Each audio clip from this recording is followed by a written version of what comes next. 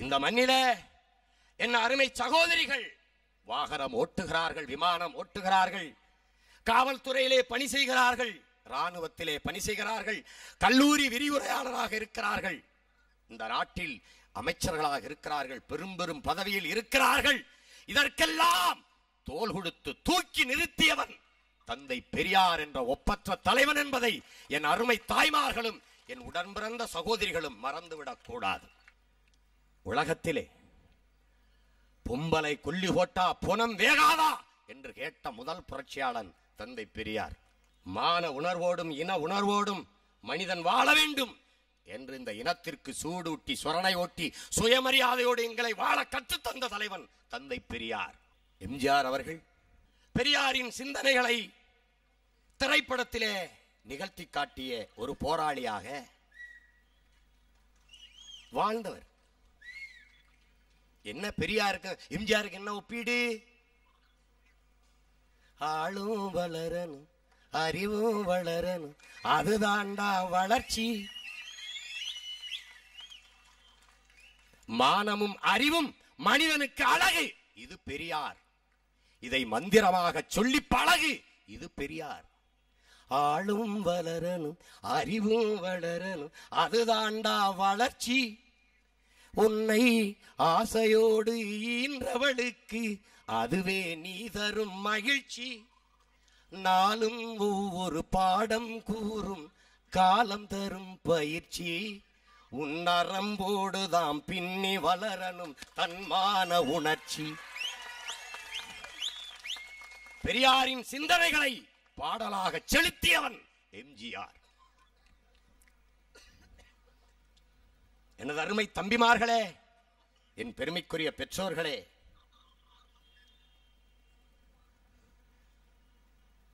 எம்ஜிஆர் திரை உலகில் ஒரு சர்வாதிகாரியாக, ஒரு சக்கரவர்த்தியாக, முடிசூடா மன்னனாக வாழ்ந்தார். அவர் நினைத்திருந்தால் எஜமா காலடி மண்ணெடுத்து நெத்தியில பொட்டு வைப்போம் பாட சொல்லிருக்கலாம், பாட சொல்லிருக்கலாம்.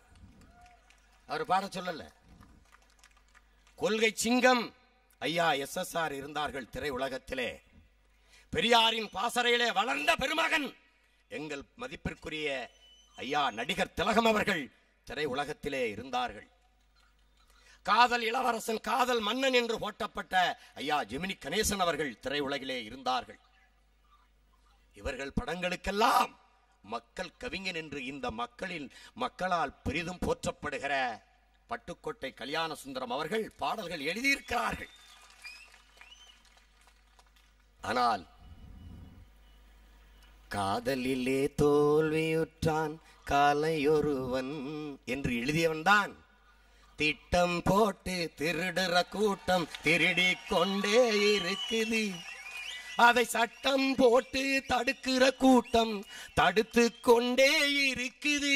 திருடராய் பார்த்து திருந்தாவிட்டால் திருட்டை ஒழிக்க முடியாது. இதுல என்ன கொடுமைன்னா, சட்டம் போட்டு தடுக்கிற கூட்டமே திட்டம் போட்டு திருடுது. அதான் இங்க பிரச்சனை. திருடராய் பார்த்து திருந்தாவிட்டால் திருட்டை ஒழிக்க முடியாது. எனது அன்பு உறவுகளே, திருடர்கள் திருடராய் பார்த்து திருந்துவதாக தெரியவில்லை, நாம் தான் திருத்தி ஆக வேண்டியிருக்கிறது. எண்ணற்ற புகழ்பெற்ற நடிகர்களுக்கு பாடல்களை எழுதிய எங்கள் பட்டுக்கோட்டை, எங்கள் மக்கள் கவிஞன். என்றைக்கு மக்கள் கவிஞனானான், மக்களை பற்றி திரை உலகிலே பாடிய போது பாடல் எழுதுவதற்கான வாய்ப்பை தந்தவன் புரட்சி தலைவன் எம்ஜிஆர். அதை மறந்துவிடக் கூடாது. பட்டுக்கோட்டை அவர்களை அழைத்து என்னை புகழ்ந்து பாடு என்று சொல்லவே இல்லை. பாடு, உழைக்கிற நோக்கம் உறுதியாயிட்டா பதுக்குற நோக்கம் இருக்காது, ஒதுக்குற நோக்கமும் இருக்காது. உலகத்துல தான் பாடுவேன். அவனுக்கு நோக்கம் இருந்தது, தன் மக்களுக்கு நல்லது சொல்லணும் நோக்கம் இருந்தது. அதனால பாடினார்.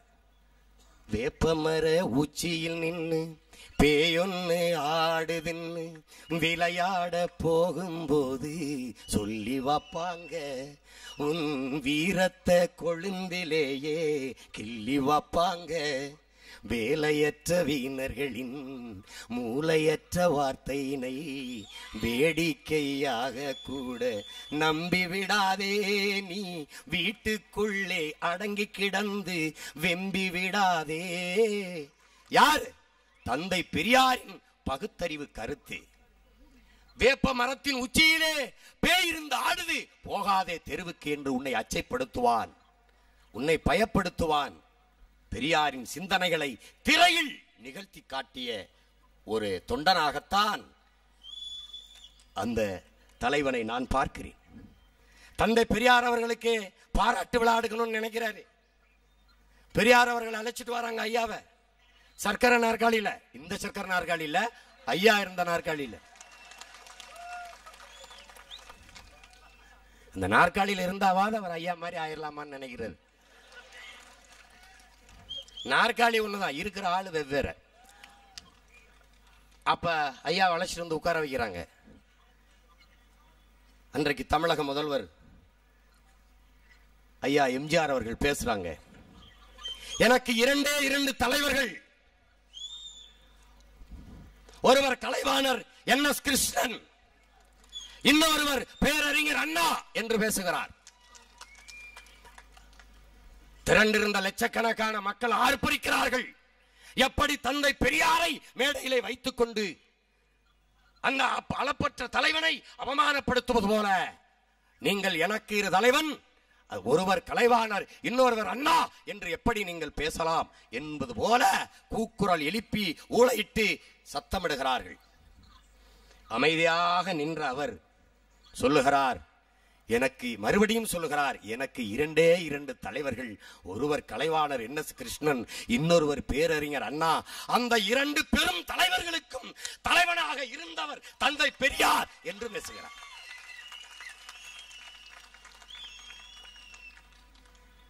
எந்த கூட்டம் கத்தி கூச்சலிட்டதோ அந்த கூட்டம் அதிர அதிர கரவொலி எழுப்பி மகிழ்ந்தது. எம்ஜிஆரை பற்றி எப்போது தெரிந்து கொண்டேன்? எங்க வீட்டில் இருக்கிறவங்களுக்கு, எங்க ஊர்ல இருக்கிறவங்களுக்கு சிவாஜி தெரியும், காமராஜ் தெரியும், காங்கிரஸ் தெரியும், வேற எதுவும் தெரியாது. எங்களை எப்படி வளர்த்தாங்க? எம்ஜிஆர் மலையாளி. நீங்க எல்லாம் நம்ப முடியுதா? திரைப்படத்துறைக்கு வர்ற வரைக்கும் நான் எம்ஜிஆர் படமே பார்த்ததில்லை. அதுக்காக நான் வெக்கப்பட்டேன், நான் அவமானப்பட்டேன், தலை குனிஞ்சேன், பல நாட்கள் அழுதேன். வரலாற்றில் மிகப்பெரிய தவறை செய்து தெரிய தெரிஞ்சிட்டமே அப்படின்னு. அந்த பழியை இந்த மேடையில நான் துடைத்து எறிகிறேன். என் அண்ணன், என் அன்பு தலைவன் பிரபாகரனை நான் சந்தித்து பேசிய போதுதான் அந்த மகத்தான பெருமகனை பற்றி நான் பெரிதும் பெரிதும் மிகப்பெரிய உயரத்திலே அந்த தவறை தலைவனாக நினைத்து நான் மகிழ்ந்தேன். ஒவ்வொரு நொடியும் தலைக்கு மேலே குண்டு, எந்த நிமிடமும் மரணம் எங்கள் அருகிலே நிற்கிறது. நானும் என் தலைவனும் ஒவ்வொரு நிமிடமும் ஓடி ஓடி அங்கும் 5 நிமிடம் 3 நிமிடம் நின்று நின்று பேசிக் கொண்டிருக்கிற நேரத்தில் கூட 3 மணி நேரம் என்னோடு பேசினால் 3/4 மணி நேரம் அதிலே எம்ஜிஆரை பற்றியே என் அண்ணன் பேசினார்.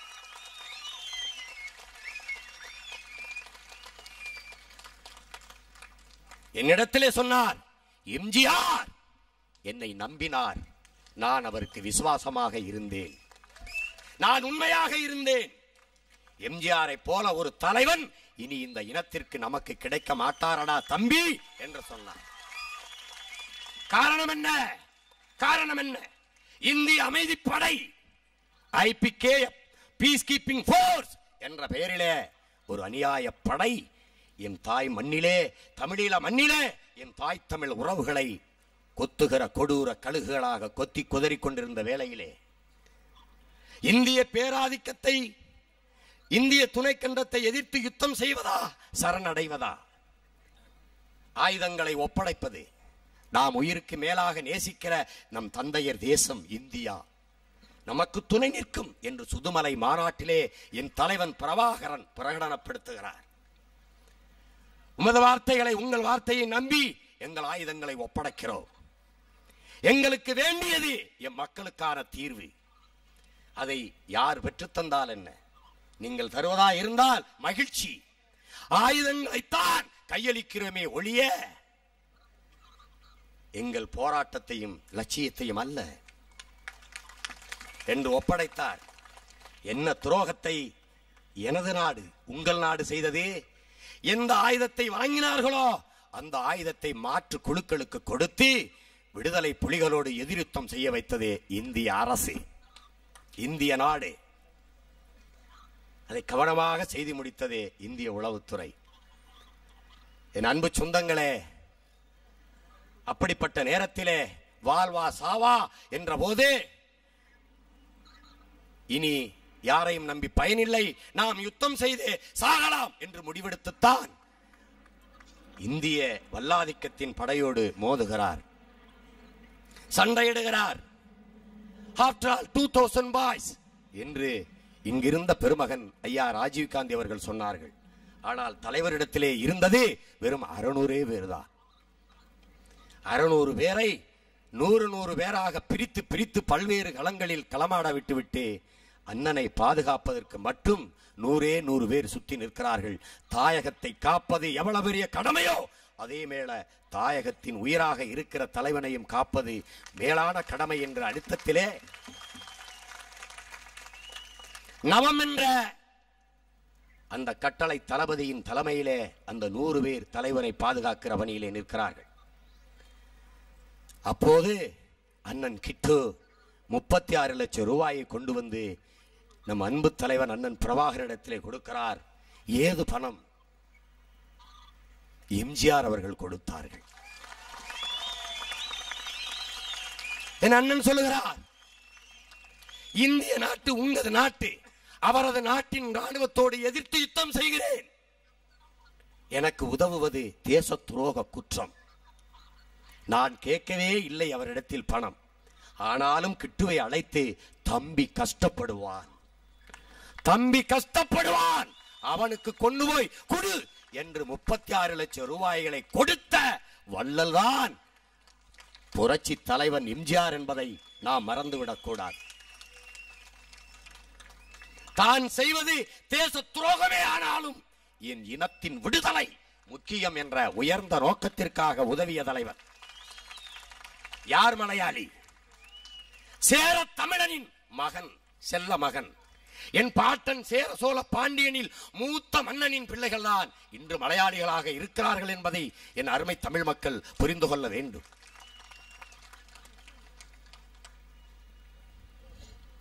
சிதம்பரம் தமிழரா இருந்துட்டாருங்கிறதுக்காக அவரை தமிழராக ஏற்க முடியாது.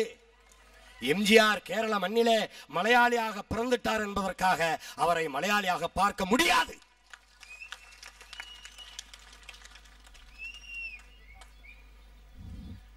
என் அண்ணன் அவரை பற்றி சொல்லும் போதெல்லாம் நீங்கள் நம்புகிறீர்களோ இல்லையோ என் சொந்தங்களே, தலை குனிந்தபடியே இருந்தேன். அவமானத்தில் உக்கி உக்கி செத்தேன். இப்படிப்பட்ட ஒரு தலைவனை நாம் பேசியிருக்கிறோமே, அவர் படத்தை பார்க்காமல் நிராகரித்திருக்கிறோமே, அவரை பற்றி அறியாது தெரியாது இருந்திருக்கிறோமே, எவ்வளவு சிறுபிள்ளைத்தனம் என்று வெக்கத்தில் அவமானத்தில் கூனி குறுகினேன். என் அண்ணன் என் தோள் மீது கையை போட்டுக்கொண்டு இப்படி நடக்கும் போது இரு அணைக்கிறார். இப்படித்தான் என்னை எம்ஜிஆர் இரு அணைத்தார். அணைத்து கேட்டார் என்னிடத்திலே, நாடு அடைகிறதுக்கு மொத்தமாக எவ்வளவு செலவாகும் என்று கேட்டார். நாடு அடைகிறதுக்கு மொத்தமாக எவ்வளவு செலவாகும் என்று கேட்டார். அடுத்த நொடியிலே என் அண்ணன் பிரபாகரன் யோசிக்காமல் சொன்ன வார்த்தை 100 கோடி அண்ணா, நான் தர்றேன், நான் தர்றேன், நீ நல்லா சண்டை பிடி.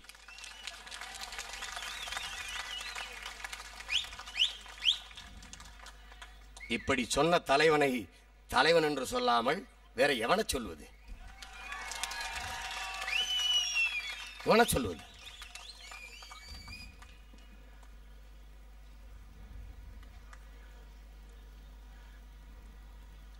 என்னது 5 மாசம் பேசாம முடக்கி வச்சிட்டா அவன் பேசாம விட்டுருவான், பயந்துக்குருவான். இந்த சிறையில் போட்டா அவன் பயந்துக்குருவான். என்னது 1,00,000 துப்பாக்கியை கடந்து போய் உயிரே உதிர மயிரா நினைச்சு போனேன் நான். இந்த சிறையை பார்த்து பயப்படுவேன். இதுல என்ன கொடுமைன்னு கேட்டீங்கன்னா, சிறை எனக்கு ரொம்ப வசதி. நிறைய படிக்கலாம், 5 மணிக்கு எழலாம், 6 மணிக்கு உடற்பயிற்சி செய்யலாம். நான் சாப்பிடலைன்னா என் அம்மா அப்பா என் தம்பிமார்களை விட இந்த காவல்துறை அதிகாரிகள் கவலைப்படுவாங்க. சாப்பிட்டுங்க ஐயா, வேளா வேலைக்கு சாப்பிட்டுங்க ஐயா, உடல் கட்டு போயிடுயா. ஐயா என்னையா தும்முறீங்களையா, மாத்திரை டாக்டர் வர சொல்லுமாங்க ஐயா. என்னது அது பாருங்க, அது கால கொடுமை. அங்க 5 மாசமும் காலையிலையும் மாலையும் உடற்பயிற்சி செஞ்சு சரியா 10 மணிக்கு உறங்கி காலையில 5 மணிக்கு எழுந்த நான் 1 மணி நேரம் உறங்குறேன். வந்த 10 நாளா உடற்பயிற்சி செய்ய நேரம் இல்லை. என் தம்பி கிட்ட சொன்னேன், இதுக்கு நான் சிறையிலே இருந்திருக்கலாம்டா, என்ன எதுக்குடா போராடி கூட்டி வந்தீங்க, பெரிய கஷ்டமா இருக்குடா. இவங்க நினைச்சுட்டு இருக்காங்க சிறை எப்போதும் பொறுக்கிகளையும் போக்கிரிகளையும் சிதைக்கும், போராளிகளை எப்போதும் செதுக்கும்.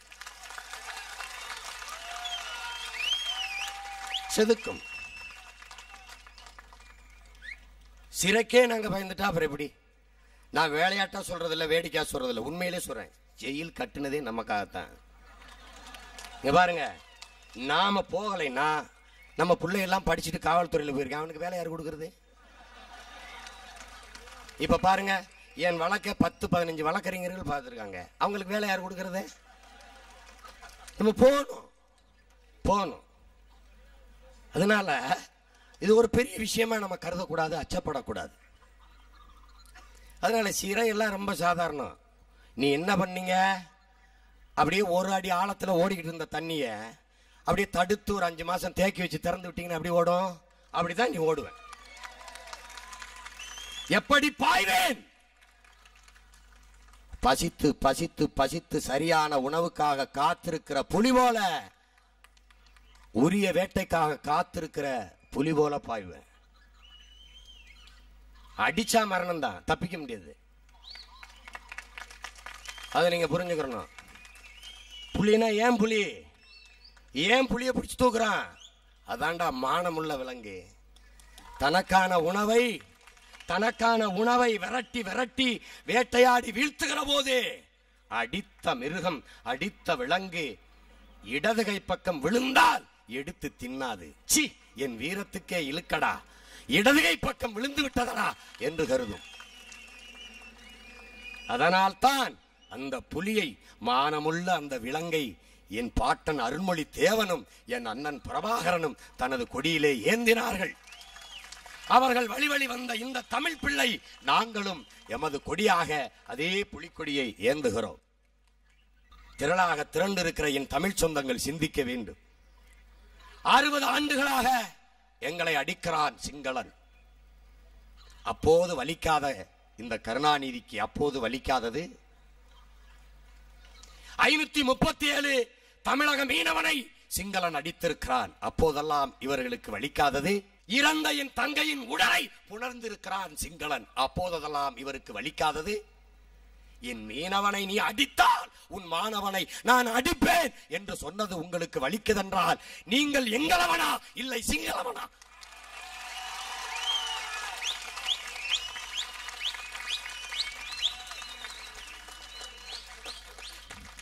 அருமை சகோதரர் ராகுல் காந்தி சொல்கிறாரே, எதற்காக ராஜபக்சே அழைத்தீர்கள் என்று. நான் அழைக்கவில்லை என்று மலுப்பலாக பதில் சொல்லி தப்பி போக முடியுமா? செத்தவன் 1,50,000 பேருக்கு மேலான உறவுகள் மலையாளிகளாகவோ கன்னடர்களாகவோ தெலுங்கர்களாகவோ மராட்டியர்களாகவோ இருந்திருந்தால் அந்த மாநிலம் இந்த தேசத்துக்குள் இருந்திருக்குமா? யோசித்து பாருங்கள். எங்களையா வன்முறையாளர்கள்? நாங்களா இந்த தேசத்தின் இறையாண்மைக்கு எதிரானவர்கள்? மன்னித்துக் கொள்ளுங்கள், நாங்கள் இழிச்சவாயர்கள், ஈனப்பிறவிகள்.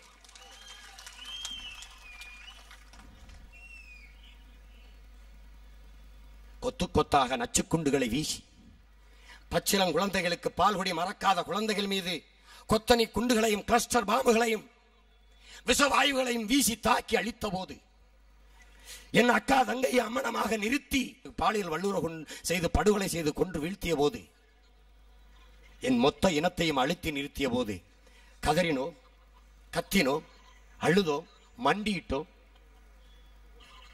அரசியல் தலைவர்கள் அதை திருநங்கை வரை தெருவிறங்கி போராடினோம். ஆடு மாடுகளை தவிர எல்லோரும் இறங்கி போராடினோம். எண்ணற்ற போராட்டங்களை செய்தோம். மழையில் நனைந்தோம், மனித செங்கலிகளை நடத்தினோம், தீக்கு எங்கள் உடலை தின்ன கொடுத்தோம், என்னென்னவோ செய்தோமே. என் உறவுகளே, என் உறவுகள், எங்கள் ரத்த சொந்தங்கள் அந்த மண்ணிலே செத்து விழுந்து கொண்டிருந்த போதும் இந்த மண்ணிலே சிங்கள மாணவர்கள் படித்துக் கொண்டுதானே இருந்தார்கள். இந்த மண்ணிலே சிங்களர்கள் வர்த்தகம் செய்து கொண்டுதானே இருந்தார்கள். இந்த மண்ணிலே புத்தபிக்குகள் தங்கள் புத்த தேவ ஆலயங்களுக்கு வந்து வழிபட்டு திரும்பித்தானே சென்றார்கள். நினைத்து பாருங்கள், எங்களுக்கு நாங்களே தீயிட்டு செத்தோமே ஒழிய எந்த சிங்களன் மீதாவது ஒரு நகை கீறலை ஏற்படுத்தினோமா? நாங்களாடா இந்த நாட்டில் வன்முறையாளர்கள்? நாங்களாடா இந்த தேசத்தின் இறையாண்மைக்கு எதிரானவர்கள்? இதைவிட கொடுமை ஏதாவது உண்டா? கருணாநிதி என்னை கைது பண்றது எல்லாம் அவசரம். பேசிட்டு வீட்டுக்கு வர்றேன், வரும்போதே பின்னாடி கைது வருது. எத்தனை நாளா நீங்க காத்திருந்திருப்பீங்க என்ன உள்ளதுக்கு போடுறதுக்கு? நானும் எத்தனை நாளா காத்திருக்கேன் உங்களை ஒரு வழி பண்றதுக்கு. நானும் எத்தனை நாளா காத்திருக்கேன். நீங்க பெரிய அரசியல் சாணக்கியம், பெரிய ராஜதந்திரிங்க. நீங்க என்ன பெரிய சாணக்கியம்? நீ என்ன பெரிய அரசியல் ராஜதந்திரி? சாகர வரைக்கும் எம்ஜிஆரை வீழ்த்த முடியல, நீ என்ன பெரிய ராஜதந்திரி?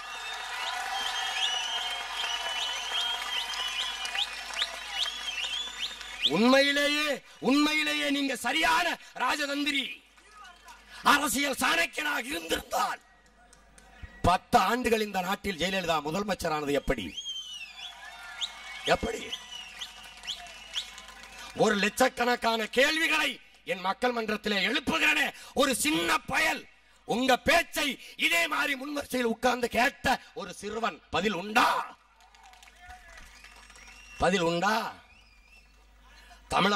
தமிழர்களே,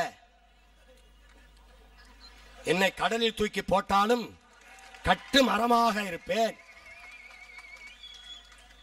கவிழ்ந்து விட மாட்டேன். என்ன செய்வீங்க? எங்களை கவிழ்த்து விடுவீர்கள். என்னது இது? அதான் நான் சொன்னேன்.